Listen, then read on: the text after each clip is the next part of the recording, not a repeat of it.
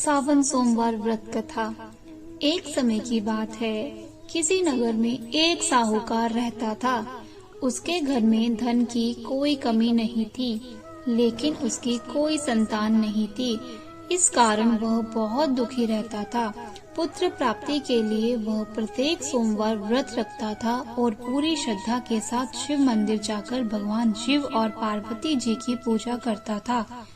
उसकी भक्ति देखकर एक दिन माँ पार्वती प्रसन्न हो गई और भगवान शिव से उस साहूकार की मनोकामना पूर्ण करने का आग्रह किया। पार्वती जी की इच्छा सुनकर भगवान शिव ने कहा कि हे पार्वती, इस संसार में हर प्राणी को उसके कर्मों के अनुसार ही फल मिलता है और जिसके भाग्य में जो होता है उसे भोगना ही पड़ता है। लेकिन पार्वती जी ने साहूकार की भक्ति का मान रखने के लिए उसकी मनोकामना पूर्ण करने की इच्छा जताई।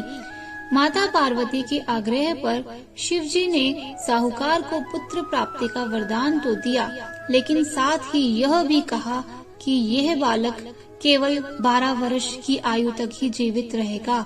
माता पार्वती और भगवान शिव की बातचीत को साहूकार सुन रहा था।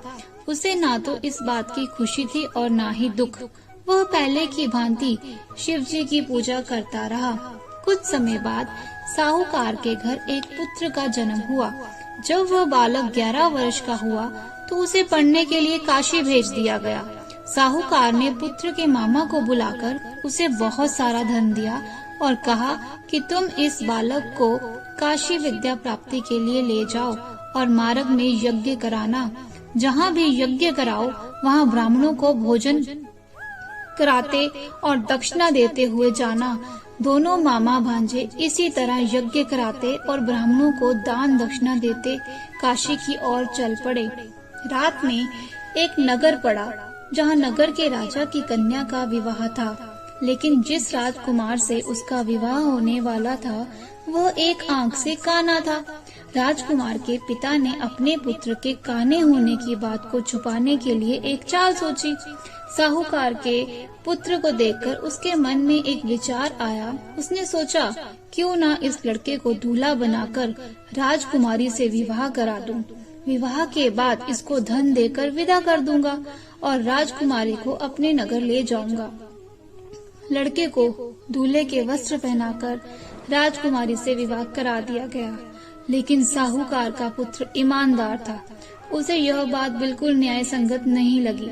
उसने अवसर पाकर राजकुमारी की चुन्नी के पल्ले पर लिखा कि तुम्हारा विवाह तो मेरे साथ हुआ है, लेकिन जिस राजकुमार के साथ तुम्हें भेजा जाएगा वह एक आंख से काना है। मैं तो काशी पढ़ने जा रहा हूँ। अब राजकुमारी ने चुन्नी पर लिखी बातें पढ़ी तो उसने अपने माता पिता को ये सारी बात बताई।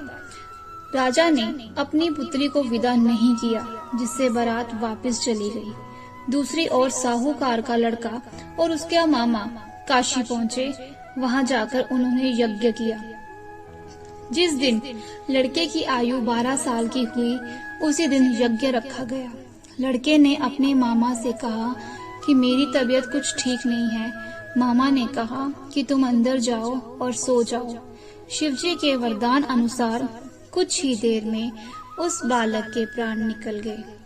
मृत भांजे को देख उसके मामा ने विलाप शुरू किया।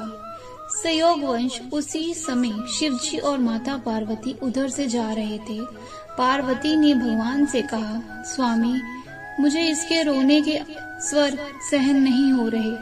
आप इस व्यक्ति के कष्ट को अवश्य दूर करें। जब शिवजी मृत बालक के समीप गए तो वह बोले कि यह उसी साहूकार का पुत्र है जिसे मैंने 12 वर्ष की आयु का वरदान दिया। अब इसकी आयु पूरी हो चुकी है। लेकिन मातृभाव से विभोर माता पार्वती ने कहा कि हे महादेव, आप इस बालक को और आयु देने की कृपा करें, अन्यथा इसके वियोग में इसके माता पिता भी तड़प तड़प कर मर जाएंगे। माता पार्वती के आग्रह पर भगवान शिव ने उस लड़के को जीवित होने का वरदान दिया। शिव जी की कृपा से वह लड़का जीवित हो गया।